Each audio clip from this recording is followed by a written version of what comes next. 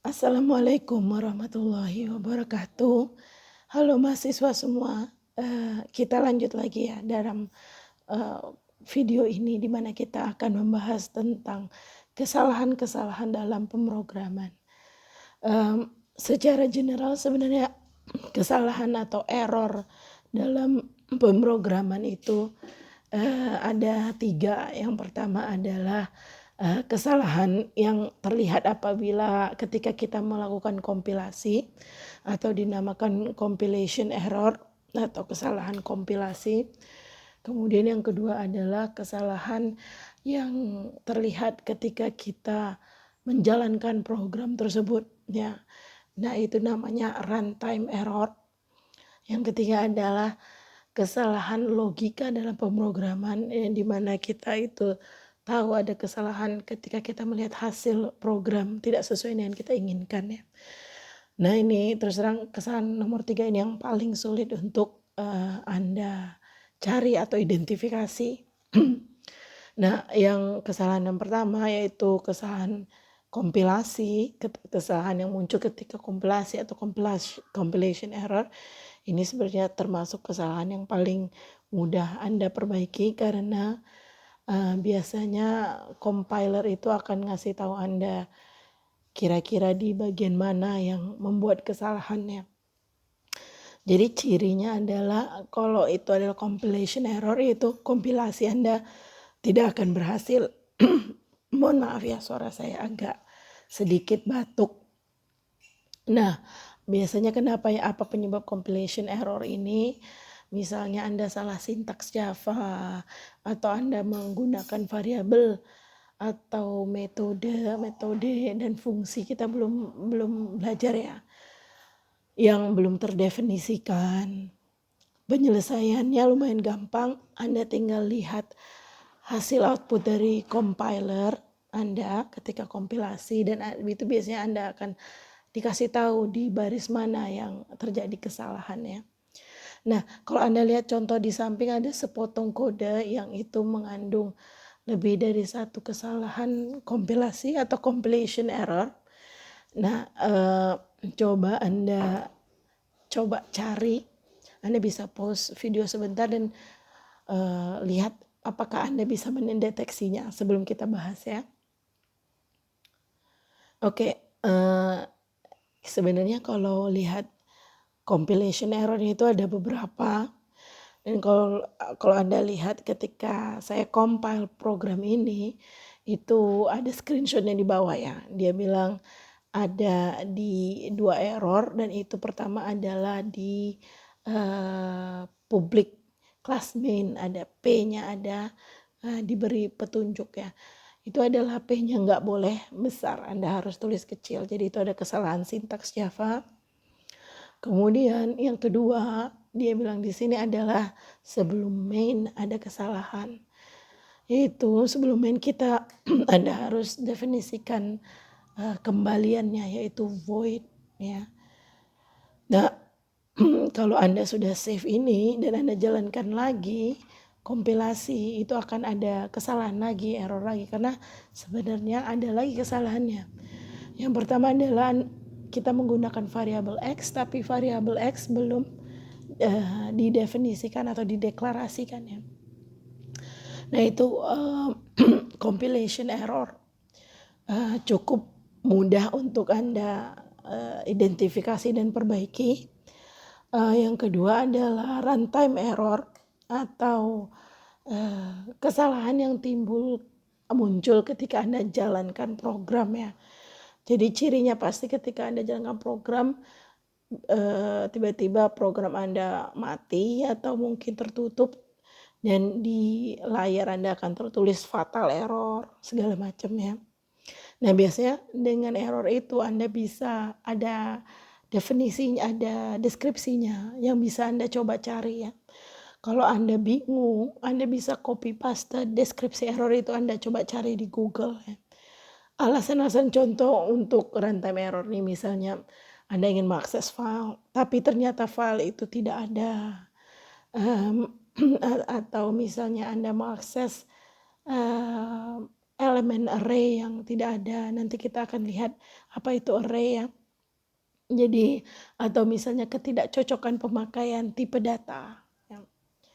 Coba kita lihat contohnya, nah ini ada sepotong code, ketika Anda jalankan itu, ketika kompilasi dia nggak ada masalah, tapi ketika Anda jalankan, Anda mendapat eksepsi.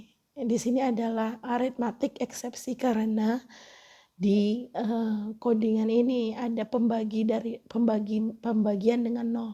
5 dibagi 0 itu tidak bisa. Oke, ya. Error yang ketiga adalah logical error atau kesalahan logika. Ini lumayan sulit untuk membersihkannya ya, atau merapikannya atau memperbaikinya. Itu karena dia ketika kompilasi berhasil, ketika Anda jalankan berhasil, tetapi ketika program Anda lihat hasilnya itu tidak sesuai dengan ekspektasi atau berbeda. Jadi bagaimana cara Anda menyelesaikannya? Ya Anda harus berarti kesalahan ini terjadi ketika Anda menerjemahkan dari algoritma ke codingan ya. Cara menyelesaikannya itu Anda harus lihat isi variabel sebelum program Anda berakhir. Jadi Anda bisa menambahkan sistem .out titik println di tengah-tengah dan lihat variabel Anda betul tidak hasilnya kan ya.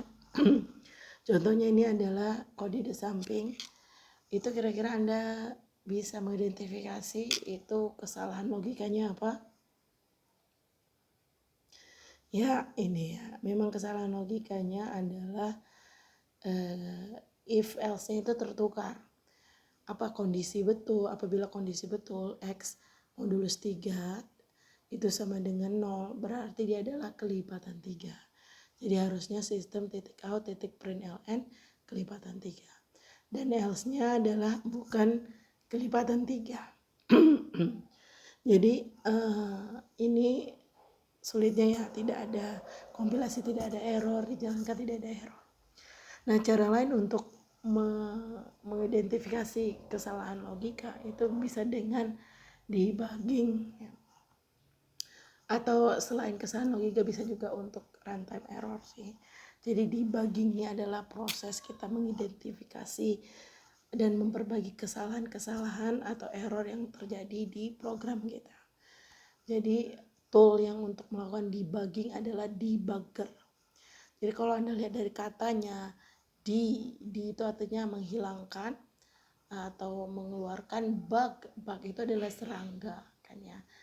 Ing itu adalah akhir dari kata kerja. Jadi bug ini jadi ininya dulu, historinya dulu adalah kesalahan pada komputer awal yaitu Mark II. Itu ada serangga yang hinggap di salah satu instalasi listriknya. Jadi programnya itu tidak jalan. Nah, akhirnya memang itu adalah serangga betulan. Ketika dikeluarkan, itu berhasil jalan programnya. Jadi sejak itu, untuk mengidentifikasi dan memperbaiki kesalahan pada program, dinamakan debugging. Ya. Nah, untuk debugger sendiri, kita akan menggunakan debugger yang ada di NetBeans ya. Ya, kita akan coba menggunakan fitur debugging di NetBeans ya. Di IDE lain juga ada, tapi ini kita akan menyontohkan di NetBeans. Di IDE lain mirip saja sebenarnya cara penggunaannya. Nah, yang pertama adalah Anda harus menetapkan di mana breakpoint. Breakpoint artinya adalah di mana program itu begitu jalan langsung berhenti ya. Nah, di sini saya taruh breakpointnya dengan mengklik line number ini, kemudian muncul merah benar-benar di awal main.